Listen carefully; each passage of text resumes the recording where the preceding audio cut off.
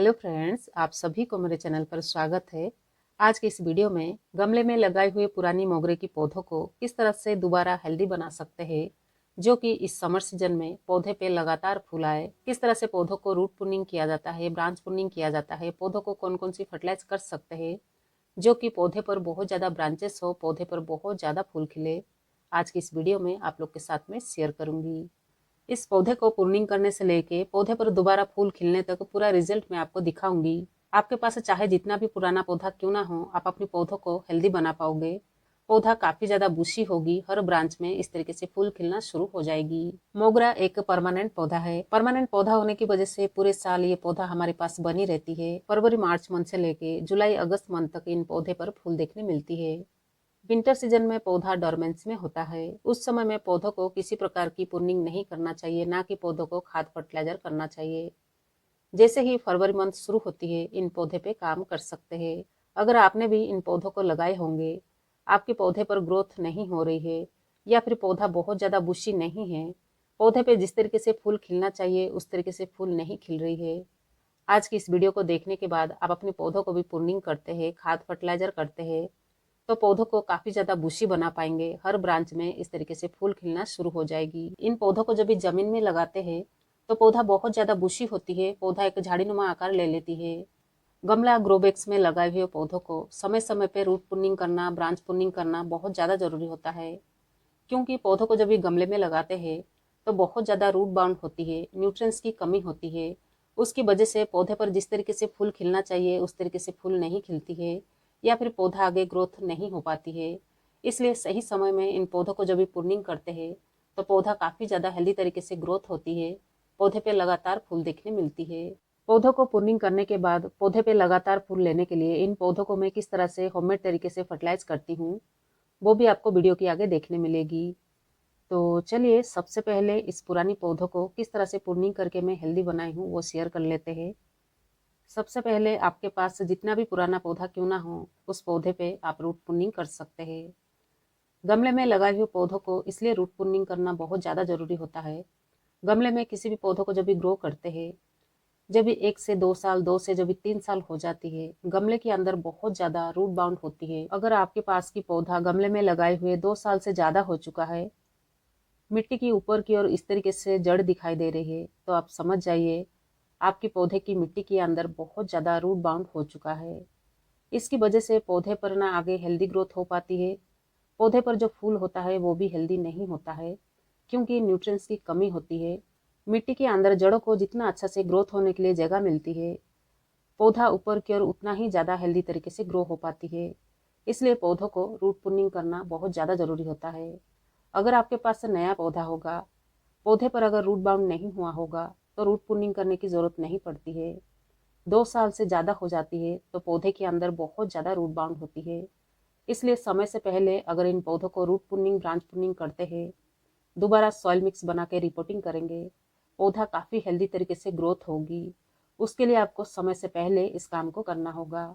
जैसे कि मोगरे जैसे पौधों को अगर रूट प्रूनिंग करना चाहते हैं, फरवरी मंथ से लेके अप्रैल मंथ तक इन पौधों को प्रूनिंग कर सकते हैं। जब भी आप इस तरीके से पौधों को प्रूनिंग करना चाहेंगे, तभी एक दिन पहले इन पौधों को पानी मत दीजिए।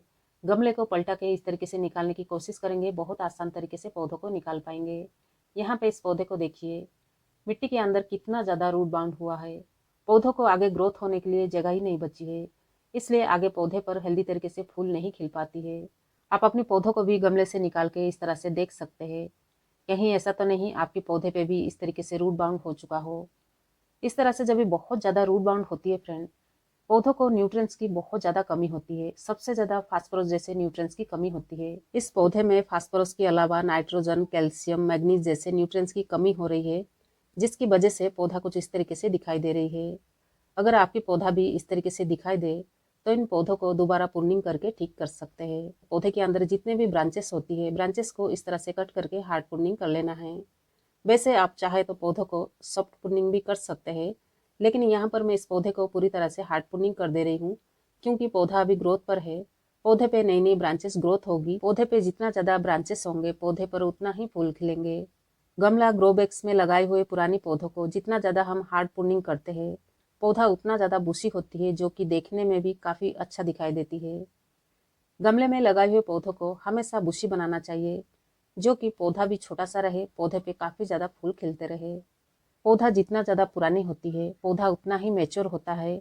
पौधों को चाहे जिस तरीके से भी प्रूनिंग क्यों ना करे, पौधों को किसी प्रकार की नुकसान नहीं होती है। हर एक पौधे की रिक्वायरमेंट अलग अलग होती है। पौधा जब भी डोरमेंसी में होता है, उस समय में पौधों को रूट प्रूनिंग नहीं करना चाहिए, ना कि ब्रांच प्रूनिंग करना चाहिए। डोरमेंसी के बाद पौधा जब भी ग्रोथ पर होती है, उस समय में पौधों को रूट प्रूनिंग, ब्रांच प्रूनिंग कर सकते हैं। इस पौधे को मैं ब्रांच प्रूनिंग करने के बाद आरी की मदद से इस तरह से मैं रूट प्रूनिंग कर रही हूँ। मिट्टी के अंदर जितने भी जड़ें होती है, मिट्टी के साथ साथ जड़ों को मैं इस तरीके से कट करके हटा दे रही हूँ। पौधों को जब भी निकाल के इस तरीके से जड़ों को कट करते हैं, इसे रूट प्रूनिंग कहा जाता है। पौधे की मिट्टी के अंदर जो इस तरह से पुरानी जड़ें होती है, जड़ों को इस तरह से कट करके दोबारा जब भी पौधों को रिपोर्टिंग करते हैं, रिपोर्टिंग करते समय मिट्टी के अंदर दोबारा जब भी खाद वगैरह ऐड करते हैं, उसकी वजह से पौधों को भरपूर मात्रा में आगे न्यूट्रिएंट्स मिलती है। गमले की मिट्टी के अंदर रूट्स को ग्रोथ होने के लिए जगह मिलती है, जिसकी वजह से पौधा बहुत हेल्दी तरीके से ग्रो हो जाती है। अगर आपके पौधे पे ग्रोथ रुक चुका है, आगे पौधा ग्रोथ नहीं हो रही है, अगर हो भी रही है, पौधे पे थोड़ा बहुत ग्रोथ दिखाई देती है, पौधे पर जिस तरीके से फूल खिलना चाहिए उस तरीके से फूल नहीं खिल रही है, फूलों की साइज बहुत छोटी खिलती हो, तो आप समझ जाइए आपके पौधे के अंदर बहुत ज़्यादा रूट बाउंड हो चुका है। आप अपने पौधों को भी इस तरह से निकाल के रूट प्रूनिंग करते हैं, ब्रांच प्रूनिंग करते हैं, दोबारा अच्छा से सॉइल मिक्स बना के पौधों को रिपोर्टिंग करते हैं, आगे पौधा काफ़ी हेल्दी तरीके से ग्रो हो जाती है। मिट्टी के अंदर जितना भी जड़ है, कम से कम मैं मिट्टी के साथ साथ 70% जड़ों को कट करके हटा चुकी हूँ। पौधों को इस तरह से प्रूनिंग करके रिपोर्टिंग करने के बाद आगे पौधा किस तरीके से ग्रोथ पर होगा, वो भी मैं आपको रिजल्ट दिखाऊंगी। रिपोर्टिंग करने के लिए मैं इसी मिट्टी को यूज़ करूंगी, इसलिए मिट्टी के अंदर जितने भी कटा हुआ जड़ है इस तरीके से निकाल दे रही हूँ। आप अपने पौधों को भी इस तरह से प्रूनिंग करते हैं तो उसी मिट्टी को दोबारा यूज़ कर सकते हैं। अगर आपकी पौधा पहले से हार्ड मिट्टी में लगा हुआ होगा, पौधों को जब इस तरीके से निकालेंगे उस समय में 20% आपको रेत मिलाना है, जिससे आपकी मिट्टी काफ़ी ज़्यादा भुरभुरी हो जाएगी। अगर पहले से सॉइल मिक्स बना के पौधों को ग्रो किए होंगे, पौधों को जब इस तरह से रूट प्रूनिंग करके रिपोर्टिंग करेंगे, उसमें सिर्फ आपको खाद मिलाना है। जैसे कि 30% अगर कंपोस्ट मिला रहे हैं तो 30% मिट्टी को निकाल लेना है, तो गमले की साइज़ के हिसाब से सॉइल मिक्स बराबर हो जाएगा। अगर आप यहाँ पे बड़े गमले में रिपोर्टिंग करना चाहते हैं तो मिट्टी को निकालने की ज़रूरत नहीं है, ना कि सैंड मिलाने की ज़रूरत है। आपके पास जैसा भी कंपोस्ट हो आप ले सकते हैं। सिर्फ इतना ध्यान रखिए जो कंपोस्ट होगा अच्छा से डिकम्पोज किया हुआ होना बहुत ज़रूरी है। पहले इस पौधे को मैं 8 इंच की गमले में लगाई थी।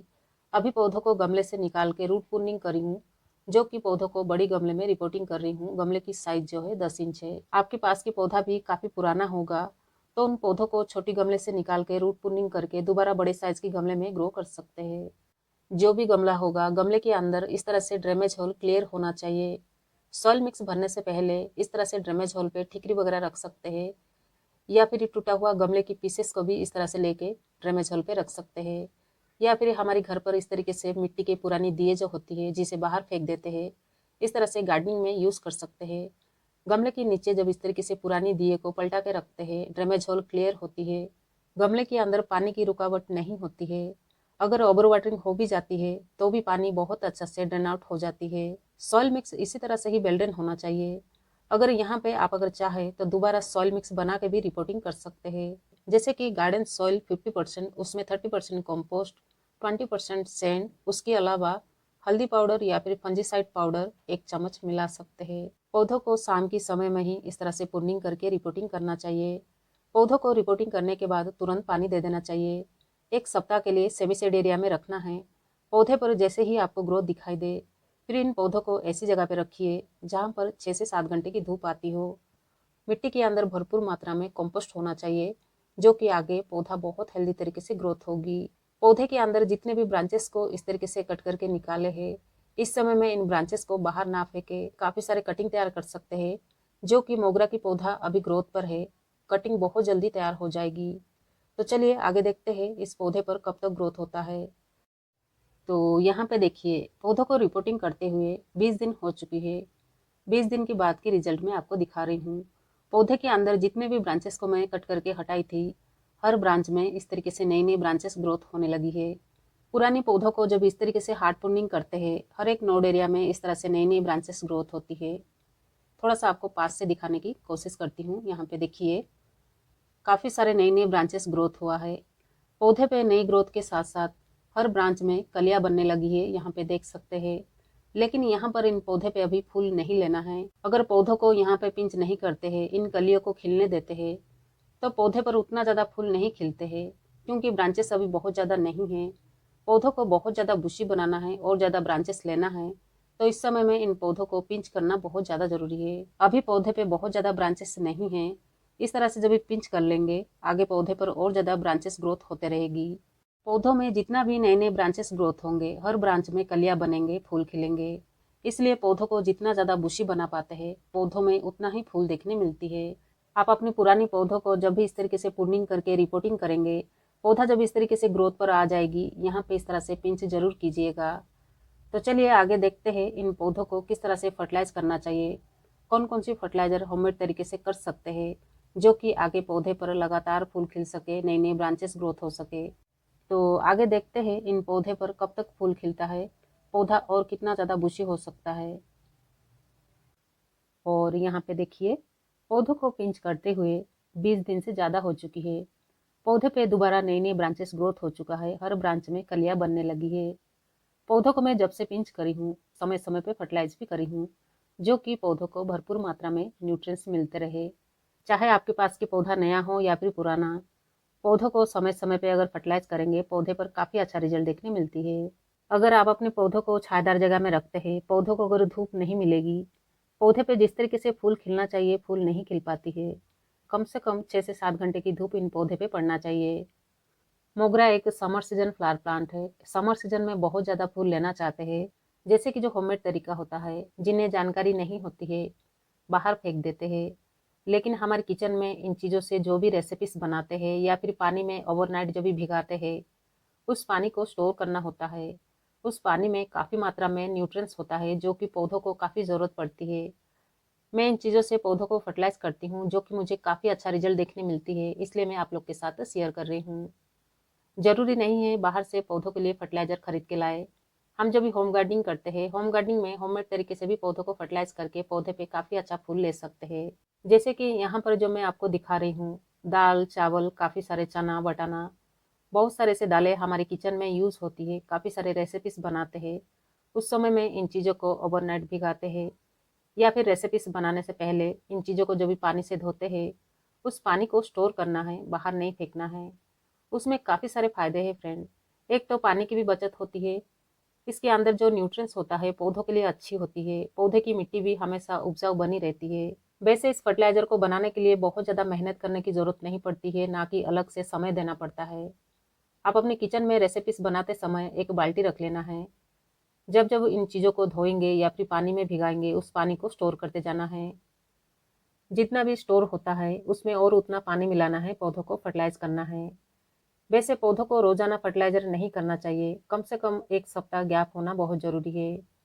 अलग अलग चीज़ें होने की वजह से अलग अलग न्यूट्रिएंट्स होती है। इन चीज़ों के अलावा और भी काफ़ी सारे ऐसी चीज़ें होती है जो कि पौधों को होममेड तरीके से फर्टिलाइज कर सकते हैं। जैसे कि रोजाना जो भी सब्जी वगैरह हम काटते हैं रेसिपीज़ को तैयार करने के लिए, जब भी उसे पानी से धोते हैं, उस पानी को भी स्टोर करके इन पौधों को फर्टिलाइज कर सकते हैं। उसके अलावा जो प्याज के छिलके होते हैं, प्याज के छिलकों से भी पौधों के लिए फर्टिलाइजर तैयार कर सकते हैं। प्याज के छिलकों को बाहर फेंकने के बजाय आप अपनी गार्डनिंग में अगर यूज़ करते हैं, पौधे पे काफ़ी अच्छा रिजल्ट देखने मिलती है। प्याज के छिलके में नाइट्रोजन, फास्फोरस जैसे न्यूट्रिएंट्स भरपूर मात्रा में होता है, जो कि पौधों की जड़ों की ग्रोथ के लिए बहुत अच्छा होता है। इन प्याज के छिलकों से अगर फर्टिलाइजर बनाना चाहते हैं, तो कुछ इस तरीके से फर्टिलाइजर को तैयार कर सकते हैं। जैसे कि 3 मुट्ठी प्याज के छिलके लेना है, 3 लीटर पानी में 3 दिन के लिए भिगा लेना है। 3 दिन के बाद जब भी फर्टिलाइजर बन के तैयार हो जाती है, उसके बाद उस पानी को छान लेना है। उसमें और 3 लीटर पानी मिला के पौधों को फर्टिलाइज करना है। सिर्फ इतना ध्यान रखना है, जो भी पौधों को फर्टिलाइज करना चाहेंगे कर सकते हैं, लेकिन लगातार पौधों को फर्टिलाइजर ना करें। कम से कम 1 सप्ताह गैप होना बहुत ज़रूरी है। बदलते हुए पौधों को जब भी फर्टिलाइज करते हैं, सभी प्रकार की न्यूट्रिएंट्स पौधों को मिलती रहती है। इस फर्टिलाइजर के अलावा यहाँ पे देखिए, ये जो फर्टिलाइजर है, ये बनाना पील फर्टिलाइजर है। जो केले के छिलके होते हैं, उसे आपको अच्छा से धूप में सुखा लेना है। सुखा के आप चाहे तो स्टोर भी कर सकते हैं, इस तरह से पाउडर बना के पौधों को फर्टिलाइज कर सकते हैं।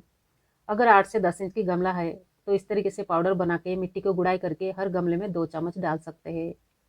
केले के छिलके में भरपूर मात्रा में पोटासियम जैसे न्यूट्रिएंट्स होता है, पौधे पर कलियों को बनने के लिए, फूलों को खिलने के लिए पोटासियम जैसे न्यूट्रिएंट्स की जरूरत पड़ती है। पौधे पर जब भी कलियां बनना शुरू होती है, बनाना पील फर्टिलाइजर इन पौधों को कर सकते हैं, जिससे पौधे पर बहुत ज़्यादा कलियां बनती है, फूलों की साइज भी काफ़ी बड़ा खिलता है। इसी तरह से आप अपने पौधे पे काफ़ी अच्छा रिजल्ट ले सकते हैं। पौधे पे एक बार जब भी फूल आके ख़त्म हो जाए, पौधे पर दोबारा फूल लेने के लिए पौधों को सॉफ्ट प्रूनिंग करना होगा। टिप्स एरिया को जब भी कट करके हटा लेंगे, पौधे पर और ज़्यादा नई नई ब्रांचेस ग्रोथ होंगे। उससे पौधा भी काफ़ी ज़्यादा बुशी हो जाएगी। पहली बार में पौधे पर जितना फूल खिला हुआ होगा, उससे भी कहीं ज़्यादा फूल खिलेंगे, क्योंकि पौधे पर और ज़्यादा ब्रांचेस ग्रोथ हो जाएंगे। हर ब्रांच में इस तरीके से कलियां बनना शुरू होगी। उसके लिए पौधों को समय समय पे फर्टिलाइजर जरूर किया करें। अगर आप अपने पास नीम ऑयल वगैरह रखते होंगे, महीने में 1 से 2 बार नीम ऑयल की स्प्रे करते हैं, तो पौधे पे किसी प्रकार की बीमारियां नहीं होती है, पौधा हेल्दी बनी रहती है। इन पौधे पे रह रह के फूल आते हैं, लेकिन आते जरूर है। अगस्त मंथ तक इन पौधे पर लगातार फूल लेना चाहते हैं। आज की इस वीडियो को देखने के बाद आप अपने पौधों को भी इस तरह से देखभाल करेंगे, आपकी पौधा भी काफी हेल्दी होगा, पौधे पे लगातार फूल खिलेंगे। तो चलिए फ्रेंड, आज की इस वीडियो को यहीं खत्म करते हैं। वीडियो पसंद आई हो, वीडियो को लाइक करना ना भूलिए। चैनल पर पहली बार होंगे, चैनल को सब्सक्राइब जरूर कीजिएगा।